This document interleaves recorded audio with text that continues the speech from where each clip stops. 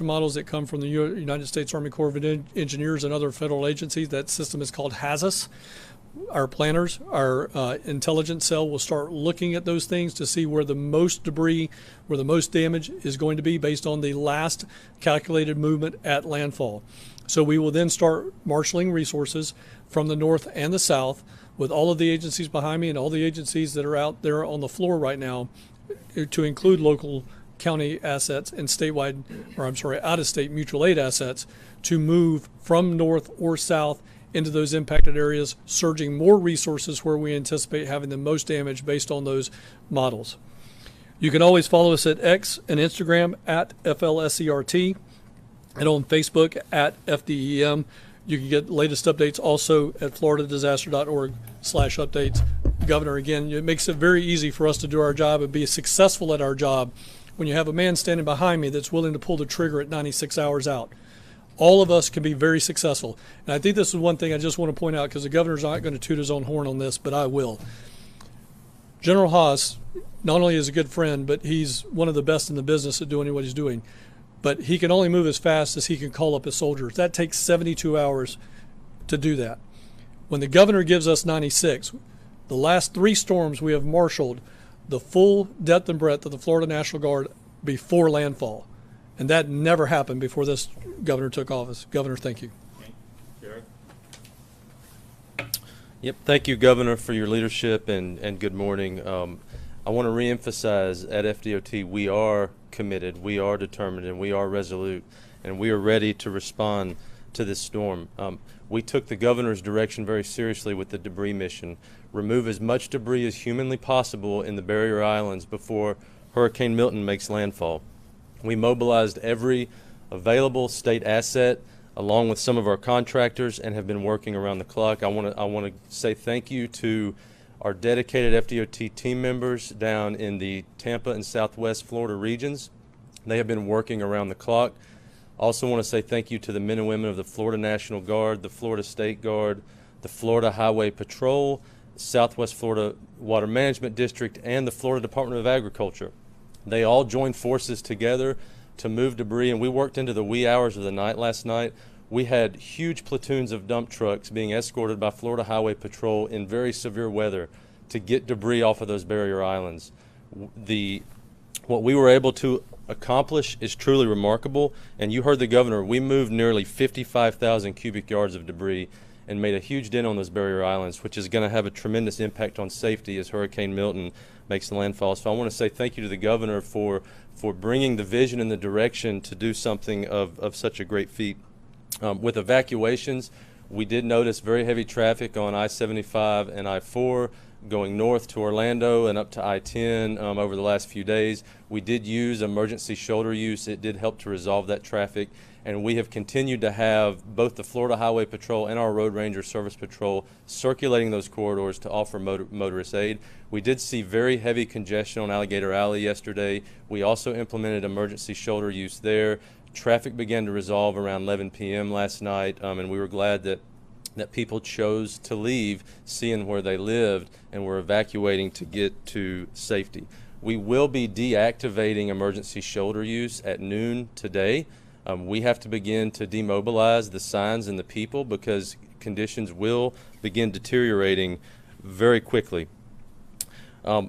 We are monitoring all of our coastal bridges and causeways and low-lying roads in Southwest Florida and in the Tampa region. Conditions are going to deteriorate quickly. We expect bridges and causeways to begin closing early to mid-afternoon today. This is very important. You heard the governor. The window of time is closing to get to safety in a shelter. When winds get high and water gets high and begins to make those bridges and roads unsafe, we do work with the Florida Highway Patrol. We have to close those. Bridges like the Skyway or the Courtney Campbell Causeway, etc. in Tampa region, we do expect those to start closing early to mid-afternoon. That's something you need to keep in mind if you still have to evacuate.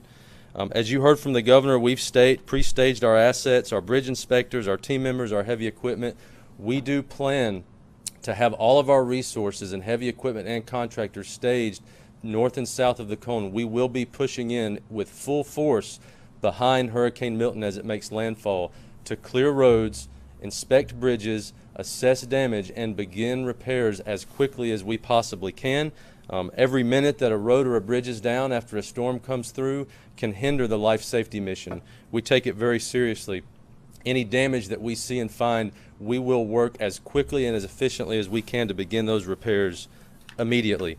The seaports on the West Coast, we've been in very close coordination with them. Port Tampa Bay, Port Manatee, both are important for fuel.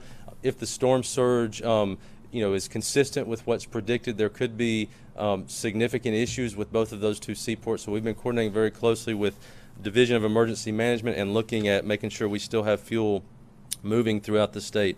I want to remind everybody, fl511.com is the place to get traffic information. We have 10 traffic management centers across the entire state. They work 24/7. They will be working throughout the storm. We will be updating fl511.com live throughout this event. The storm surge expected from this hurricane can cause damage to road and bridge infrastructure. This is why our crews are some of the first boots on the ground to assess and inspect. One thing important to remember, there can be damaged facilities. There is going to be high water. Please do not get out and drive around until we have had the opportunity to inspect bridges and roads. Even after the storm passes through, there will be roads underwater. Please do not drive through water. It's inevitable. Every storm season, people choose to drive through water. You have no idea what's going on underneath that water. It can be very dangerous. Please give us time to do our job. Make sure roads are safe before you start driving around. Again, fl511.com, and thank you, Governor, for your leadership. Mark? Yes, sir. Good morning. Under Governor DeSantis' leadership, Florida is a law and order state. And FDLE will work with our partners at all times to ensure that it stays that way. As the commissioner, I've been in contact with the Florida sheriffs in the impacted areas, everything from Jefferson County all the way down to Key West, to ensure that their needs are met and supported. We've also worked hand in hand with the Florida Police Chiefs Association, the Florida Sheriff's Association, to ensure if they have any pre-storm needs or even post-storm recovery efforts that we're there for them. I can safely say that the Florida Police Chief Association already has the South Florida Police officers come together for about 80 members that are going to be poised ready to come in to the impact area to support as needed. The Florida Sheriff's Association has strike teams available and ready to move in as needed to support. Now, FDLE is directing the deployment of additional 500 officers that are coming in from out of state. We already have 150 that has been notified and alerted and en route to the area. So tomorrow, after the storm passes, you may see law enforcement entities from other agencies from out of state that will be coming in to support, whether they be as special deputies under the sheriff or state officers that will support local law enforcement or state efforts. If you see them, they are going to be law enforcement authority and have powers as such. So I just want to make sure our people understand that. Florida will not stand for looting. Will not stand for it. We will come after you. And we're not going to stop if anyone takes advantage of any of our citizens or visitors in this time of need. So pay attention to that. If you have anybody or anything that you may see that's going wrong, contact your local law enforcement. We're there to support them, and we will be there on top to take care of that. Now, FDLE special agents and law enforcement analysts have been steadfast all the way through Hurricane Helena, and also will continue on past Hurricane Milton to give you that great support.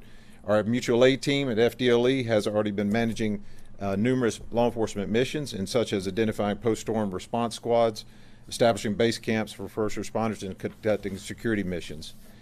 Now, in addition, FDLE has nearly 200 analysts that are on standby for reunification efforts for Florida. Law enforcement officers and offices for sheriffs and police departments to help you if you're missing your loved ones. We're here to help and try to find them.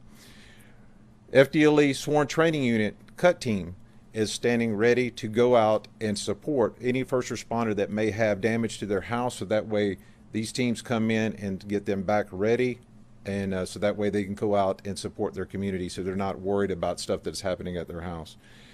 Now, FDLE law enforcement strike teams are coming from Pensacola and Miami into the area. These strike teams will be able to do everything from violent crime investigations to patrol operation and security details. FDLE special agents are activated, all of them are activated to deploy in the impact area as needed. Now, in any type of event, comms is one of the biggest issues. And FDLE Communications Strike Team is already at the ready, working with ESF2 here at the Florida State EOC to ensure that agencies that lose their 911 communication, internet or radio communications, we're there to help them and get them back up and operational as fast as possible. In addition, our FDLE aviation assets are also pre-positioned to conduct overwatch missions for patrol officers and sheriff's officers and departments as needed on request. And I'll echo what Kevin said. Because of Governor DeSantis, we are ready. And thank you again, sir, for your support. And Florida cannot be in better hands. Thank you, Governor. Good morning, fellow Floridians. It is an honor to, on behalf of the Florida Highway Patrol, to serve Governor DeSantis and his administration and also serve the great people of the state of Florida. Just a brief update on our operations at the Florida Highway Patrol. We have pre-staged high water rescue vehicles in preparation for landfall. FHP is conducting proactive patrols of evacuated communities to suppress criminal activity. As the governor spoke about, we have been laser focused on ensuring that our roadways are open so that we can conduct escorts of fuel trucks to gas stations that are in need of fuel, as we are still doing those missions in this moment. But as the ports on the land side closed down for the hurricane, we are still engaged in transports of ambulances, ambulance companies, first responders, and other elements that need to be where they need to be at a certain time before landfall is made by the hurricane. If you are an ambulance company or if you are a healthcare facility that needs the services of the Florida Highway Patrol for the purposes of getting through congested areas, we would encourage you to dial star FHP, and we will make our best efforts to make sure that you get where you need to go in due time. We are currently also supporting the Department of Juvenile Justice by evacuating juveniles in secure residence facilities, and we are helping to relocate military families from the affected areas. We continue to provide law enforcement services in conjunction with our partners at FDLE to areas in the state that were affected by Hurricane Helene, specifically Keaton Beach, Steinhatchee, and Deacle Beach. As of today, all FHP troops and all 2,000 state troopers are activated on an Alpha Bravo shift, and that includes an additional 300 auxiliary state troopers. We are all in, full force, 24/7 from here on out. Now, I want to talk briefly about after the storm passes and makes landfall, and then we come in behind, you're going to see a lot of first responder personnel. You're going to see law enforcement. You're going to see the National Guard. You're going to see the State Guard, out-of-state law enforcement officers. At the direction of Governor DeSantis, we have 500 out-of-state law enforcement officers that are going to complement and supplement our response, and we appreciate FDLE's leadership on that. You're going to see DOT personnel. As far as law enforcement goes, obviously we're going to be focused on search and rescue initially. We're going to be focused on getting roadways back open so that we can amplify our search and rescue efforts. But if you are in need and there's no electricity, for example, or your phone doesn't work, feel free to interact one-on-one with law enforcement officers.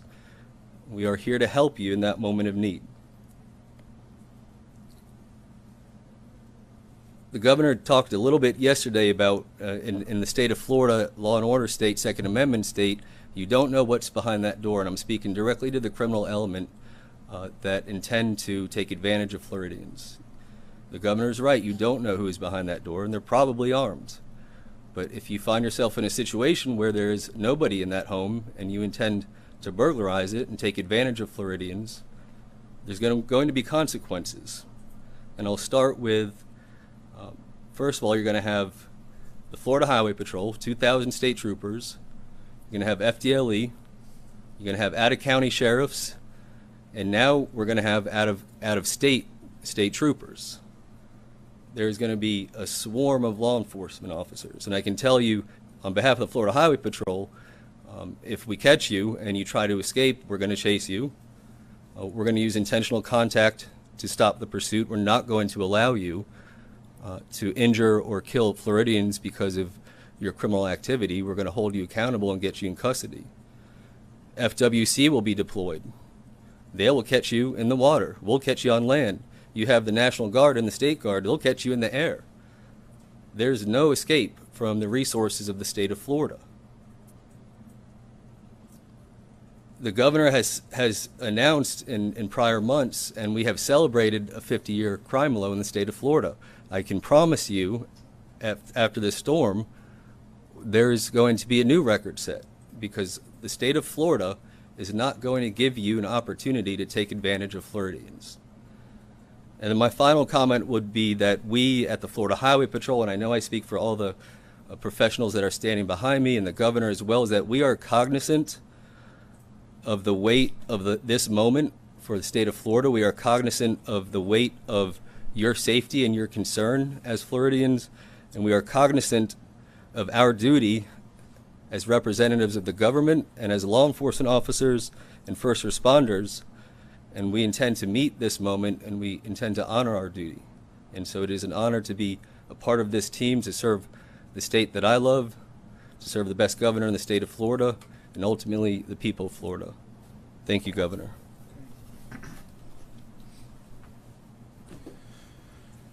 So we're bracing.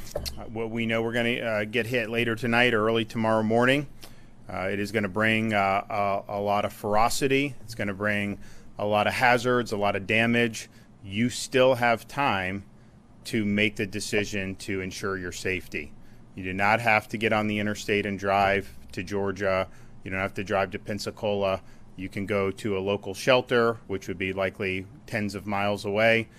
We also have now these state shelters. There's massive, massive amounts of room in all of those shelters.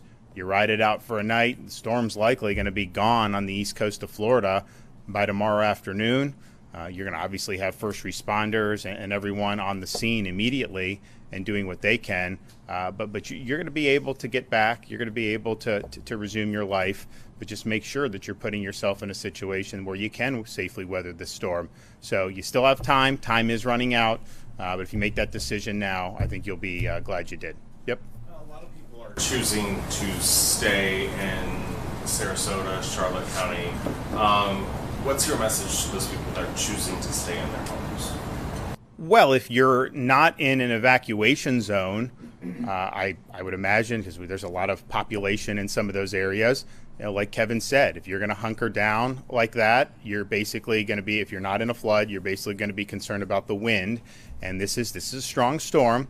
So if you start to hear popping, if you start to hear trees snapping, you got to treat that like a tornado, and you got to hunker down because you're going to have debris, you're going to have trees, you're going to have things that could potentially fly around and cause a threat to your life. Now, if you are in an evacuation zone and you're in places like Sarasota or Charlotte, just know that if you get 10 feet of storm surge, you can't just hunker down with that.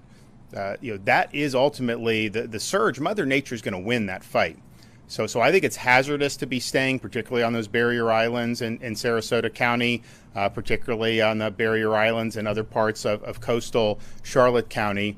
And so if you're in an evacuation zone, you can just get up, go to one of the many shelters that are available. Maybe you have friends and family close by. Maybe you want to get on the interstate. I would say that's going to be a little dicey, but some people will want to do that. So you still have time to do it. But and we don't know, look, this track of this storm, where it hits, and is it landfall going to be at Sarasota? Is it going to be further north, further south? Just understand, if you're on the southern part of this storm, you are going to get storm surge. So maybe it doesn't hit Charlotte County, maybe it hits Sarasota. Man, you're going to get a lot of storm surge further down south. That's just the reality. I mean, it's churning massive amounts of water, and that water is going to come out. There may be parts where it sucks it out, depending on how the storm goes in northern side of the storm. That's possible. But man, if you're anywhere in the eye or south, for sure, you are going to get major storm surge. Any estimate on how many people have actually heeded the evacuation call? I mean, we've had way higher volumes on our interstate system than we normally do. I mean, it was on a Monday. I think I-75 was, 150% of what it really was, what it normally is. And that's not the best road anyways. I mean, you start getting close to Ocala, some of these places.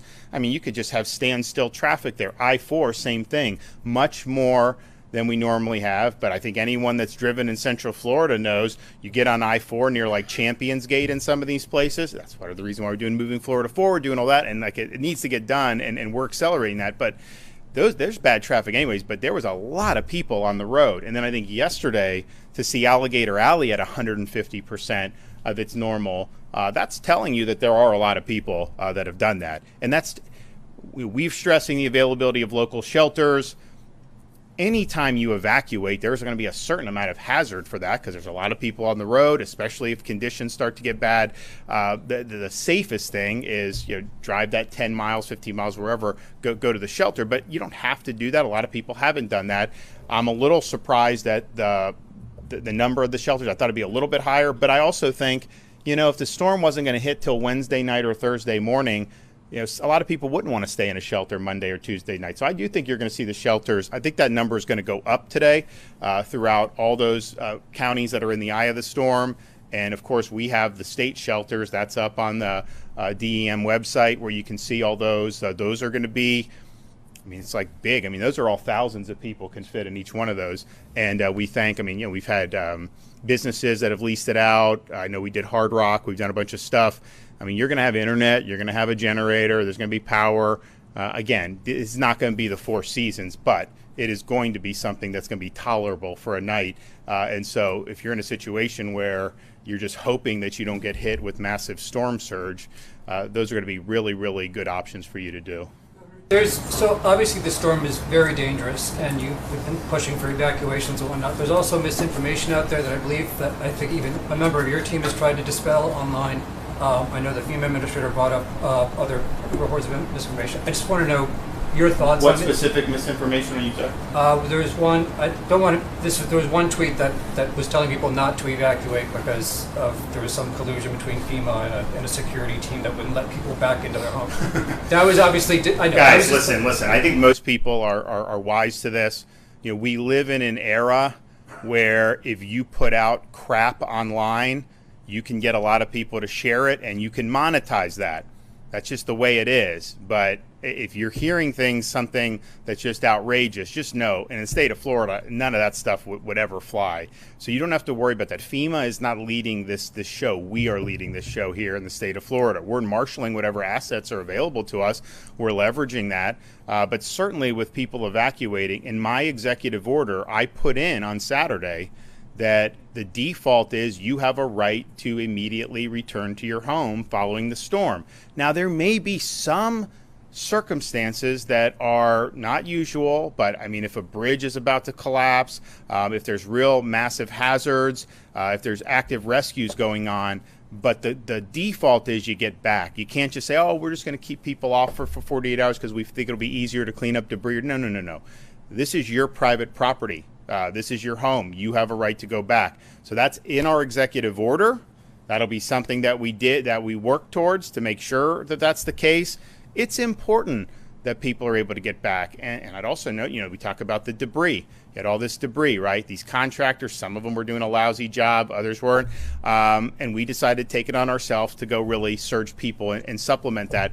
But by keeping the landfills open 24/7, there was a lot of private citizens that were going cleaning up debris, bringing them back. And these guys got like Ford F-250s. They're bringing them back to the landfill drop-in. That was a huge help. So there's not going to be anything where FEMA is ever going to be able to keep you from your home. Be careful about the nonsense that gets circulated, and just know that the more titillating it is, the more likely somebody is making money off of it, and they don't really give a damn about the well-being and safety of the people that are actually in the eye of this storm. It's all just trying to monetize what they're doing. And I know there's been a lot of stuff about what FEMA's done in other states. Look, I haven't been there. I don't know. But I can tell you in Florida, we are leading this train. We're marshaling all available resources, federal, state, and we're supporting local. And that's the way it's going to be. So you can have confidence in that.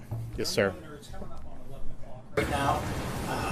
Roads are passable and encouraging evacuation. Have you guys, based on the size of the storm and the speed it's moving, have you picked a time of when people should not hit the roads and when they should shelter in place? We haven't, because I think it just depends on where you are, what the conditions are. I would say that the conditions are going to get worse throughout the rest of today. So these local shelters are a great option to be able to go and drive a few miles, get into a shelter, and then just ride out the storm is not going to be a problem. I mean, if you leave right now, go to your local shelter, you're fine, right? If you leave right now and you get on the interstate and you want to drive to Pensacola, look, just know that you're going to start to see some hazards. We do have fatalities on the roads with almost every storm. So the risk that you're assuming is a lot higher than if you just go to a local shelter. So I wouldn't want to say there's like a hard and fast time where you just can't.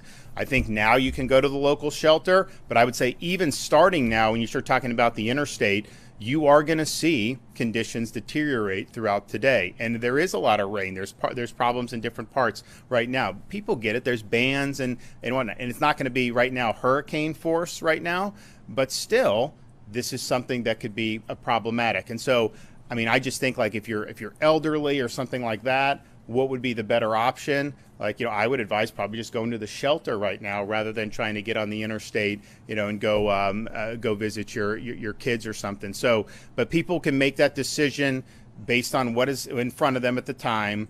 There will come a time probably where, once we start getting the tropical storm force winds, where it is definitely going to be too dangerous. I don't think we're there now, but I think that's rapidly approaching. Regarding the shelters, basically for people who are displaced after this storm, will they be able to go to these shelters? If they go to their house and it's destroyed, will they?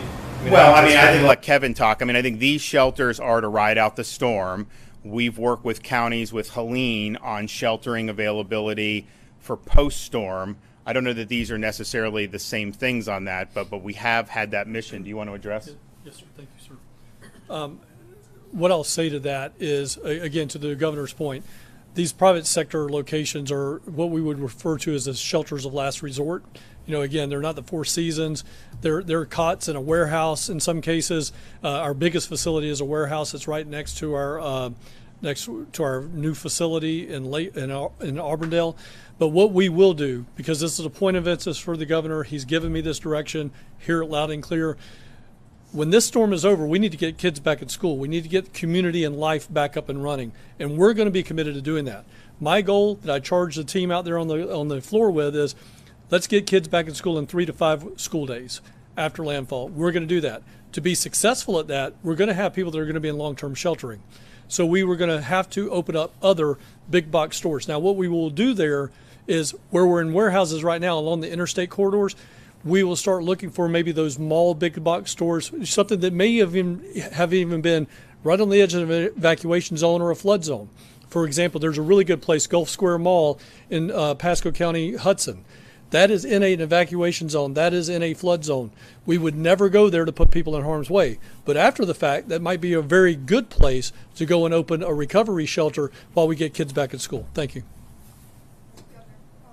Yesterday it was said that the state will ask FEMA for a waiver allowing more contractors out of state to come to Florida. Has FEMA responded to that? Don't believe so, have they? No, sir. We're still working with that, putting that on a letter. We got 3 options. We're just trying to get the best option that's going to have the path of least resistance. Great. Related to the schools part of that, to kind of what Director Guthrie was talking about, I believe after Ian, there was a situation where some of the schools were just too damaged to actually have kids back in there.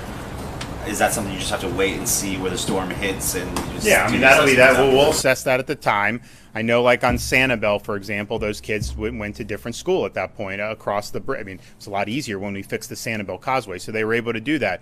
That may happen here. We'll see. But that'll likely be driven by the school districts make a decision, and then we'll be able to offer probably some support for that through our Department of Education. But these are things that are live possibilities. A storm of this magnitude, you are going to have some of these the schools that could be damaged. Now, I would say most of the schools that are not like on barrier islands, these are good structures mostly, and that's why we use them for shelters. So I would imagine you'll see some damage inland, but probably not to the extent that we saw on the barrier islands after Ian. On these barrier islands at the schools they're kind of in the similar spot. It's a big storm, and you could have some damage, and it may not be as simple as just being able to get people back in after 3 days. Okay.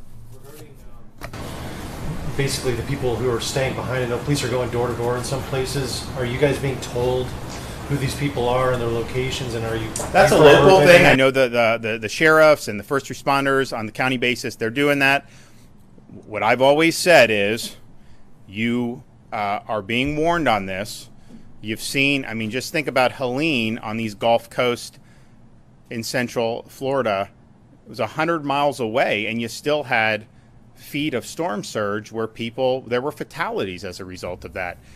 This is one that's going to be potentially delivering even more surge than what we saw in Pinellas and Manatee. I mean, almost definitely will deliver more surge in some of these areas. And so that is hazardous. That is life-threatening. And you'd be wise to go to a shelter, ride it out, but rather than try to mess with that. And if there are a lot of people that do stay behind, I mean, unfortunately, there will be fatalities. Like, I don't think there's any way around it when you have storm surge that could be 10 feet. So you have time to do that. There's going to be people who stay behind who are going to be in distress. We are going to, working with the locals, we're going to conduct rescue operations. We will do that. And a lot of those were successful last time in the Helene, but why would you want to risk it at this point? So this is a big storm. It's going to do a lot of damage. It's going to create a lot of threats to life. It's obviously going to destroy property. We're bracing for that, but we're doing everything we can to try to mitigate the damage beforehand, and we'll do everything we can to help with rescues and getting people back on their feet afterwards. Okay, thanks.